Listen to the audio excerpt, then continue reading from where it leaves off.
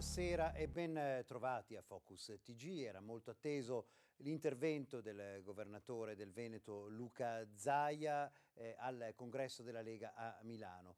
Il governatore si è concentrato soprattutto nell'attaccare il Movimento 5 Stelle, ritenuto i colpevoli, quelli che lo compongono, di avere bloccato l'autonomia richiesta dal Veneto 2 anni fa. I grillini teorizzano la democrazia digitale ma non rispettano la volontà popolare quando ci sono milioni di persone che sono andate a votare come in Lombardia e Veneto.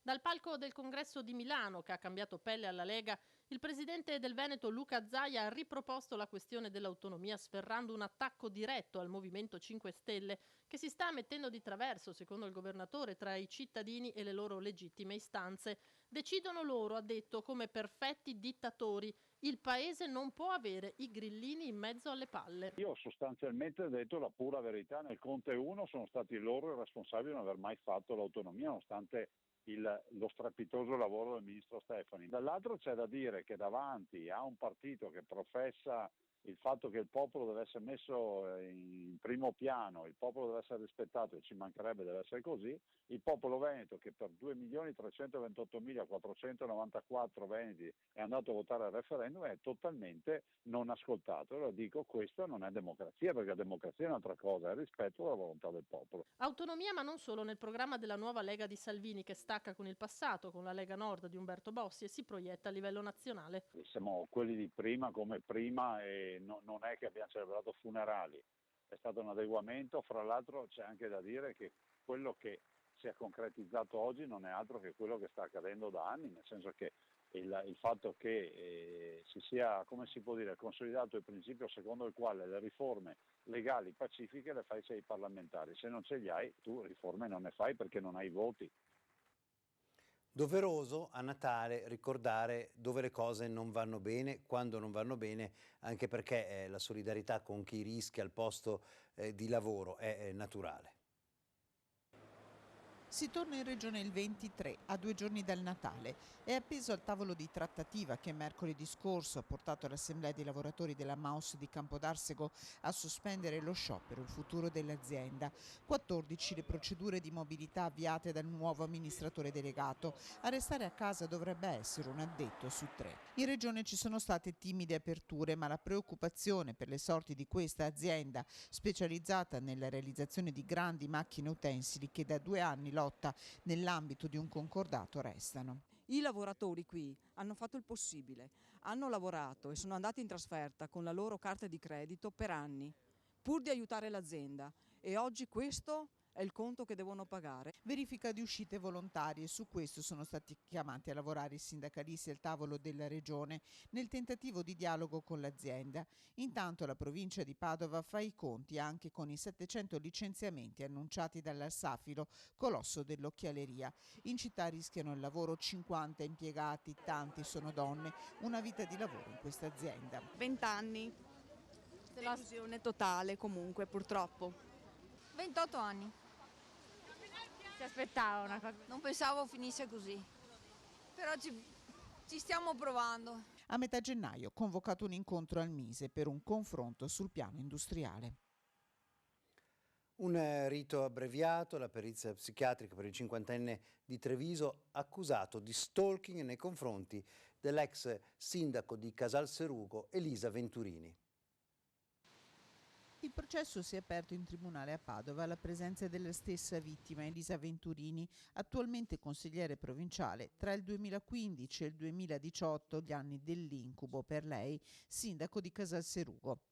Ad essere accusato di atti persecutori un 50enne di Monastier nel Trevigiano. Per 3 anni l'uomo aveva insistentemente inviato lettere, foto, mail, pacchi con frasi volgari, immagini inquietanti.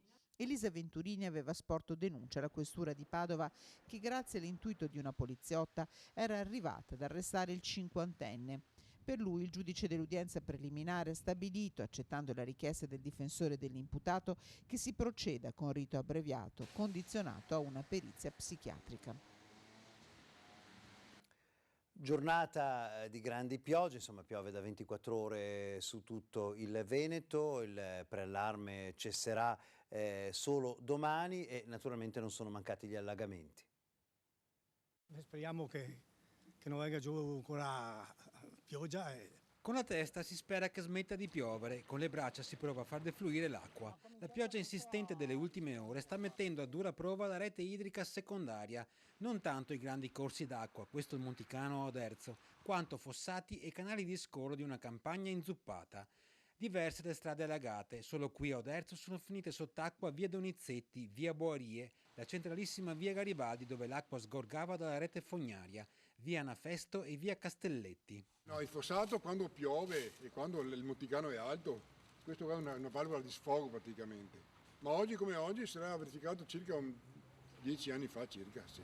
Che, perché non ha funzionato l'idrovoro, penso, per conto mio. Molti gli interventi con autopompe, come in questa scuola, per prosciugare il piazzale. In via Bosco Comun l'acqua non ha allagato garage scantinati per pochi centimetri e si teme per le prossime ore, anche per colpa di una rete di scolo forse da rivedere. Non defluisce perché là fino alla curva i fossi sono tutti otturati e praticamente se non fanno le pulizie succede questo. Quest'anno è la terza volta. Abbiamo programmato anche le opere che assommano 10 milioni di euro, adesso si tratta di trovare le risorse e fare questi interventi perché questi allagamenti sono conseguenti alla mancata intelligenza nel realizzare le opere di urbanizzazione che ereditiamo dal passato. Strade allagate e molti sottopassi impraticabili, come questo a Fagarè di San Biagio.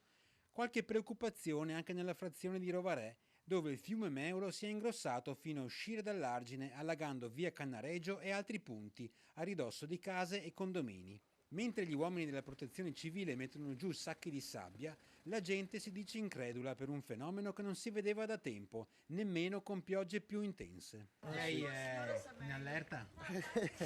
Sono quando io scuola, era da qua. Da 45 anni. Questa cosa qua l'aveva mai vista? Mai vista così alta. Insomma, avete visto il territorio della regione subisce qua e là sempre problemi di natura idrogeologica. Ci fermiamo per una pausa, poi andiamo in altopiano.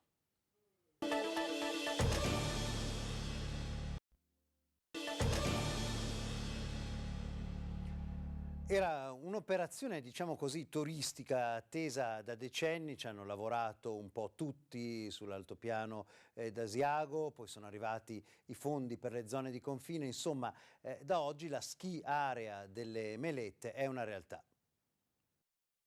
Dietro vedete ancora gli alberi schiantati di Vaia, qui vedete quello che sarà la neve, per ora un po' da ricercare, ma quelle che ci sono le seggiovie della ski area di Asiago, le Melette, che sono finalmente funzionanti dopo decenni di tentativi, di idee, di progetti, di finanziamenti. È una sfida imprenditoriale per tutto l'altopiano. Evviva le Melette! Lunga vita alle Melette! Finalmente le seggiovie sono pronte, i cannoni sparaneve in posizione e le nuove raffinate baite sono operative al 100% con obiettivo gourmet amanti della montagna. Così, in attesa di neve e temperatura ideale, la nuova schiarea delle Melette, attesissima, è finalmente pronta a partire. Alla fine siamo riusciti in maniera collettiva a lavorare insieme, i comuni di Gaglio, di Asiago ma anche dell'Altopiano, insieme con questo gruppo promotore riapriamo le Melette ed insieme abbiamo incanalato la strada corretta, incanalato la situazione e realizzato questo importante progetto di società pubblico-privata che gestiranno insieme questo importante comprensorio. Le seggiovie, le piste tra i boschi, in un'area dove molti hanno imparato a sciare, tornano in una veste nuova quando ormai sembrava tutto abbandonato, con i fondi di confine 8 milioni e gli investimenti degli enti locali, con un totale di 200 soci, compresi imprenditori locali e semplici cittadini. Abbiamo un posto nel quale anche d'inverno il sole tramonta più tardi che in tutti quanti gli altri posti di montagna, proprio perché siamo in un altopiano.